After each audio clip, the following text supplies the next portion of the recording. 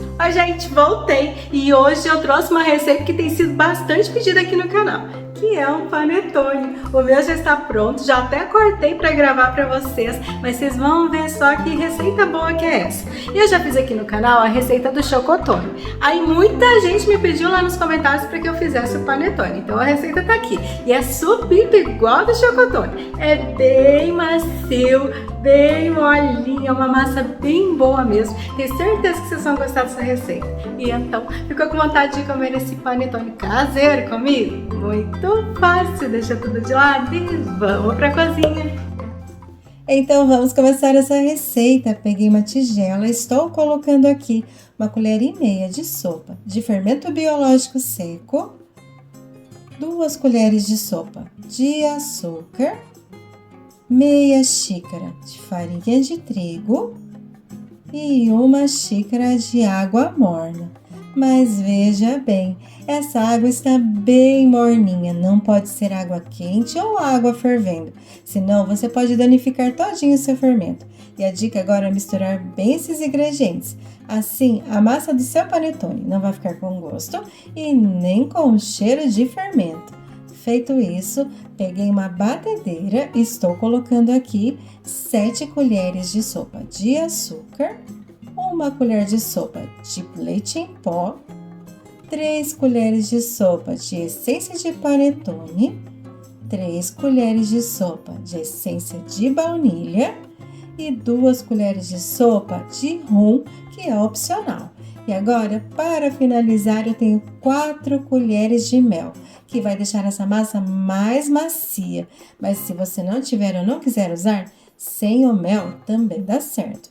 E por último, eu coloquei meia xícara de água.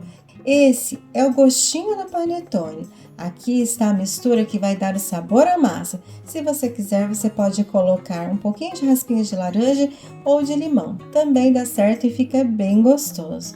Agora que eu já misturei bem, vou colocar 3 gemas, a mistura de fermento que ficou descansando por 10 minutinhos, 1 colher de café de sal e 2 xícaras de farinha de trigo. Então, para essa receita, eu vou usar 4 xícaras de farinha de trigo.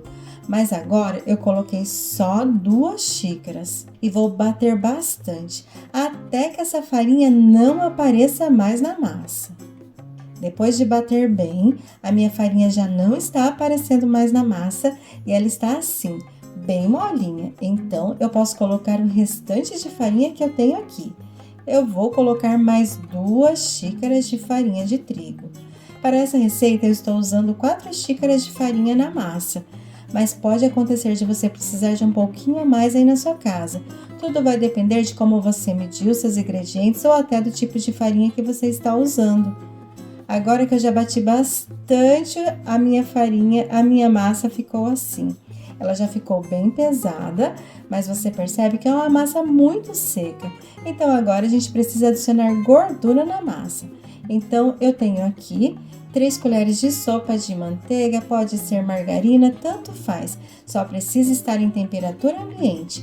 E eu vou colocar 1 colher por vez. Então, agora eu coloquei 1 colher de margarina, vou bater bem. Assim que ela não estiver aparecendo mais na massa, eu coloco a 2ª colher, bato bem e a 3ª colher. Sempre assim, adicionando 1 colher por vez e batendo bastante em cada adição. A única dica é bater bastante a massa agora, depois de adicionar a margarina. Tem que bater pelo menos uns 4 a 5 minutos sem parar. Depois de 5 minutos batendo a massa na batedeira sem parar, a minha massa ficou assim.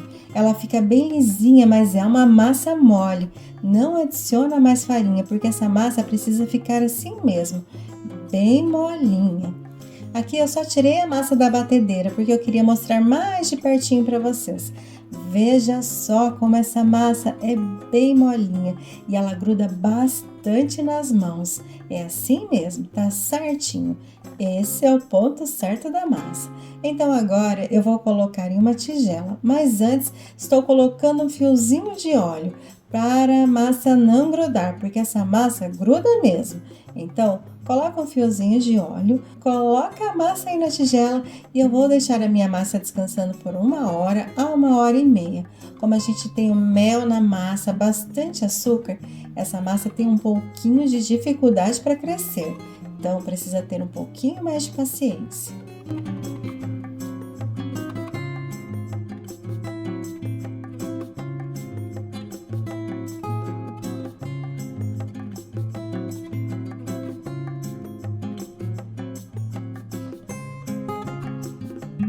Aqui em casa já se passou mais de 1 hora e meia e antes de pegar a massa, eu peguei as forminhas. Tenho 3 forminhas de panetone de 500 gramas. Só vou passar bastante manteiga, não precisa passar nas laterais. Feito isso, eu peguei a massa do panetone e eu preciso fazer com que ela volte ao início de fermentação. E eu faço isso tirando o ar da massa com as pontas dos dedos.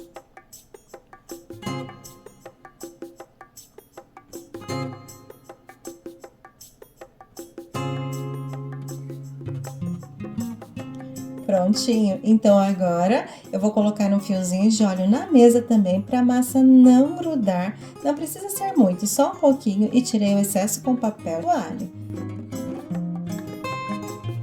Agora é só colocar a massa do panetone na mesa. E eu preciso esticar um pouquinho essa massa. É bem fácil, é só ir apertando ela para lá e para cá, porque assim fica mais fácil para colocar as frutinhas, que já estão aqui. Tenho aqui 300 gramas de frutinhas cristalizadas. E eu vou usar também 100 gramas de uvas passas brancas. Deixei meia horinha descansando na água, aí elas ficaram mais gordinhas. E agora é só colocar na massa do panetone. Mas é muito importante não sovar a massa agora, é só ir misturando as frutinhas na massa.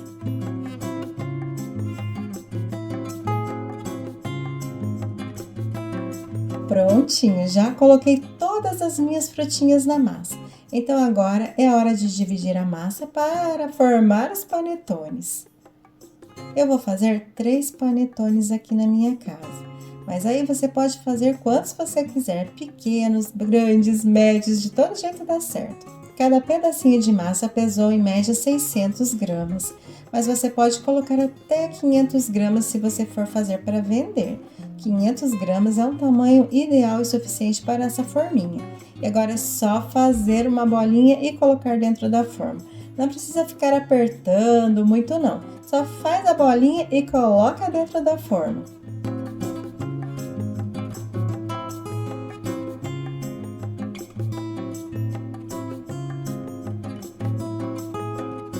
Agora que eu já dividi toda a minha massa, eu vou deixar ela descansando por pelo menos 2 ou 3 horas.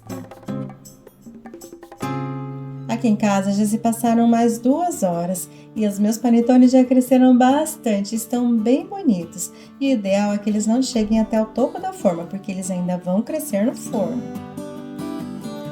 E antes de colocar no forno, eu vou fazer 2 cortes em cima do panetone, em formato de cruz. Esse corte ajuda a assar melhor por dentro, distribuindo melhor o calor dentro da massa.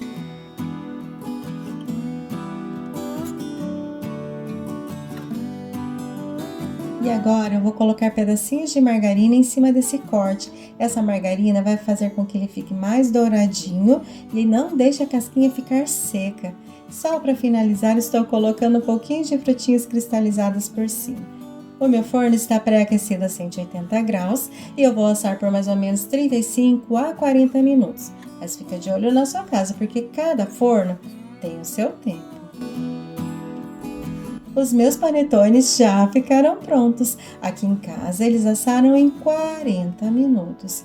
E é muito importante deixar que eles esfriem bem antes de embalar. Se possível, coloque eles em cima de uma grade e deixe lá descansando por 4 a 5 horas antes de colocar em um saquinho plástico.